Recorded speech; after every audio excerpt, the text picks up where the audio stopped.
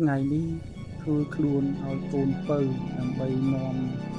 យកទៅដើរលេងនៅមាត់ទន្លេម្ដងបានដើរលេងសប្បាយចិត្តគេណាស់ឥឡូវនេះបានមកដល់ហើយនេះខ្លាចញ៉ាំម៉ូតូច្រើនណាស់បងប្អូនអើយនេះមកលេងតាមមាត់ទន្លេមុខវាំងជាពិសេសនេះវាមានលេងល្បែងជាព្រៃច្រើនហើយមនុស្សច្រើនមែនទែន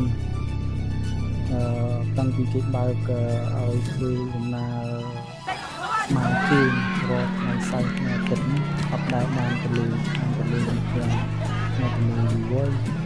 ថ្ងៃនេះជាឱកាសបានទៅលេងឥឡូវបានដល់មានទៅលេងបែងជាព្រៃខ្មែរពួកឯងចិត្តចូលឆ្នាំខ្មែរយើងអញ្ចឹងបងប្អូនយើងលេងជាព្រៃច្រើនមានបោះគុញមានលូតផ្ទះមានអីច្រើនមានទាំងពីរបាំនេះទៅងោកបាំស្អីលេងច្រើនហើយនឹកច្រើនមែនតើហ្នឹងហើយខាងលេងយូរឥឡូវបានមកកូនលេងមកលេងម្ដងហើយចង់ទស្សនាវីដេអូនេះទាំងអស់គ្នា